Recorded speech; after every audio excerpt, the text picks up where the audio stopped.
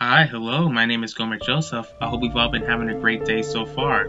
Welcome back to another True Crime Tuesdays video. If you are new, I welcome you. Today I'll be discussing the solved murder of Jose and Mary Louise Menéndez. As I was researching this case, it was a huge reminder that just because you got money doesn't mean you have happiness. From the account of their sons, Lyle and Eric, this family was wealthy but extremely dysfunctional. This case is absolutely insane and heartbreaking at the same time. Here we go. Jose Enrique Menéndez was born on May 6, 1944 in Havana, Cuba. He was born into a prosperous family. He was described as talented, intelligent, driven to succeed.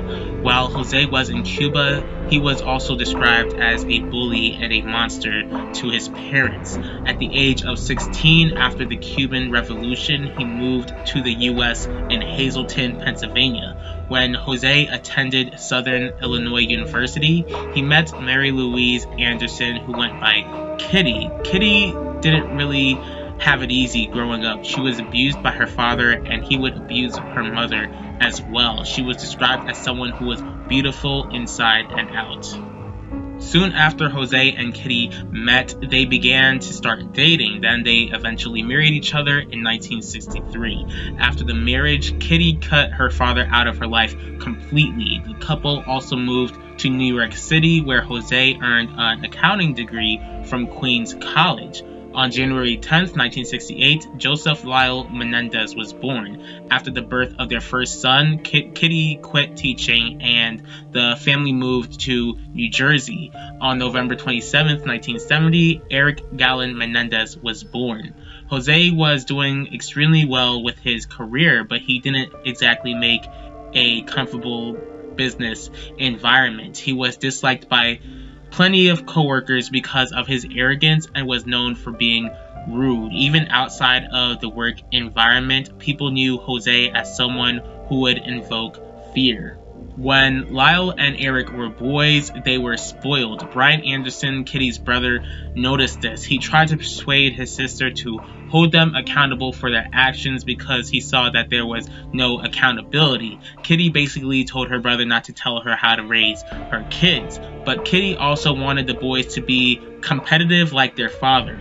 Around 1986 or 1987, the family moved to California, where Jose became an RCA executive, which connected him to plenty of celebrities. Throughout Lyle and Eric's childhood, their parents, Jose especially, wanted them to be as much as a success as he was. Jose and Kitty wanted a certain public image which made the family look perfect in the eyes of outsiders. They would do the boys' homework for them, but when it was time for the boys to be tested, they would flunk the test. Obviously, that's not a surprise since their parents were doing their homework, so they weren't learning a single thing at school. The Menéndez parents would tell their sons who to date, who to befriend, provided them limo rides to school and certain trips to just show off. Jose also got his sons involved with tennis, which they were actually pretty good at. Jose even wanted his sons to attend Ivy League schools, but by how they were doing in school, neither of them were prepared for that at all.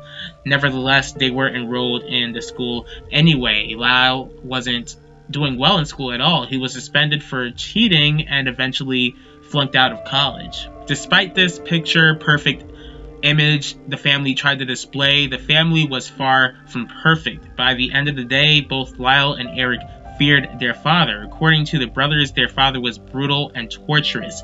It was believed that Kitty was also abused by Jose. Not only that, but Jose was known to be unfaithful to Kitty. Because of his actions, Kitty went into a state of depression. She would turn to alcohol and prescription pills for comfort and even tried to kill herself in 1987 by taking sleeping pills. After being rushed to the hospital, Kitty told Jose's sister that she wished her sons would have never been born. Obviously, this is something that no mother should ever say about her children. At the time, because of how the brothers said to have been treated by their parents, they pretty much acted out.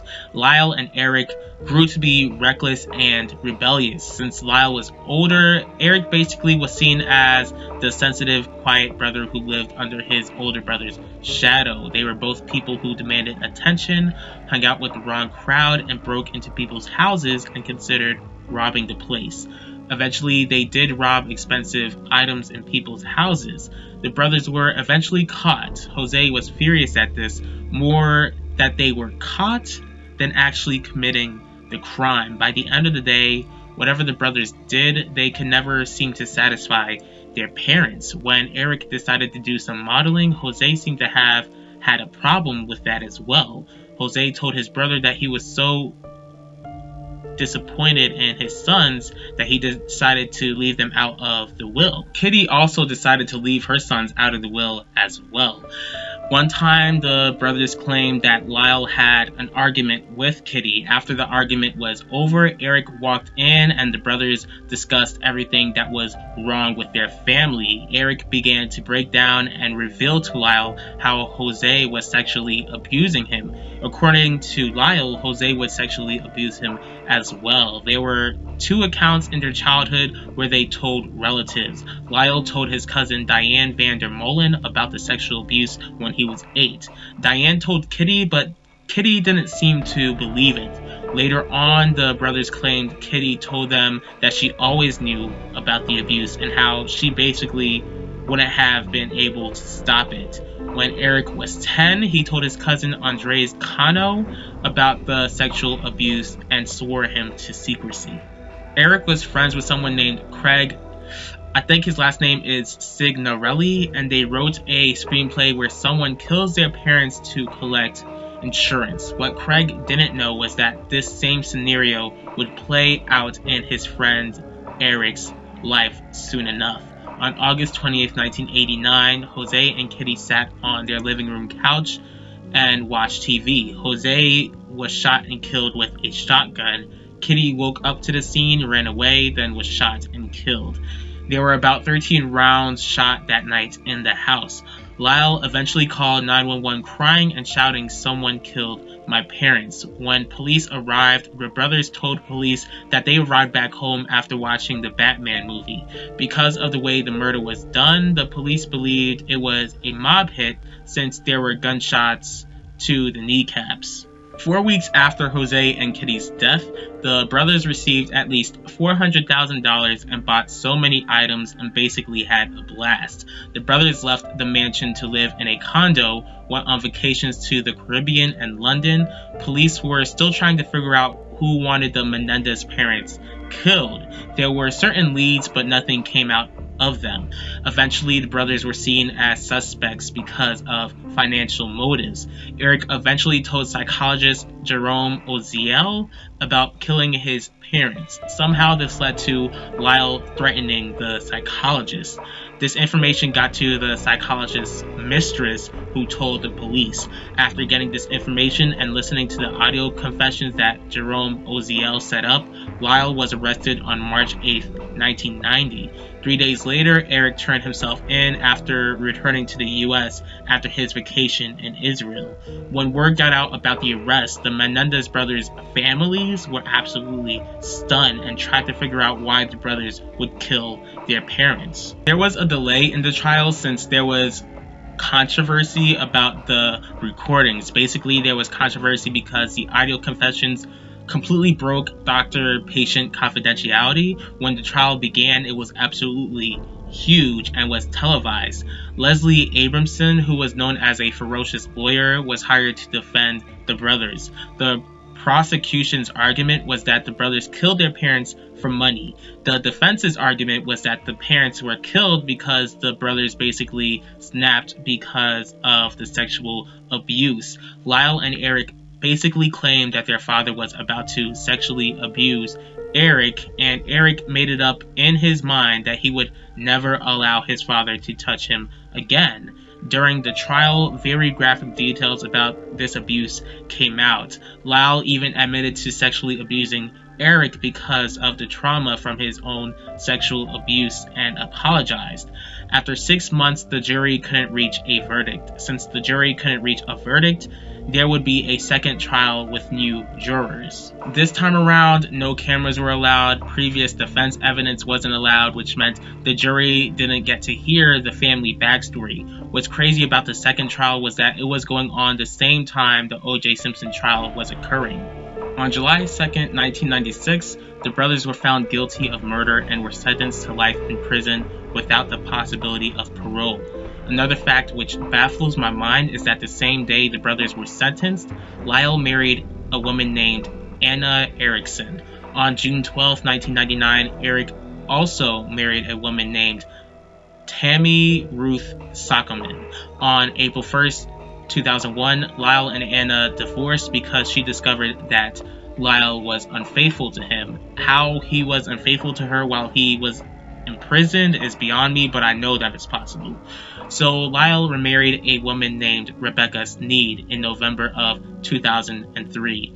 The brothers have tried to appeal their sentence, but they were turned down. They're still serving life in prison in 2 different facilities, which means they haven't seen each other since 1996.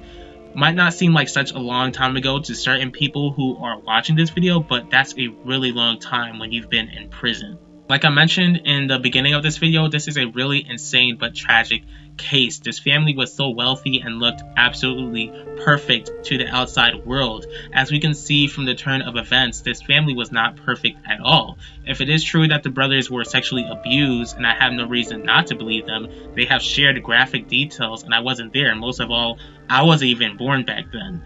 It's basically like their lives were set up for failure since the beginning, and it didn't need to be that way.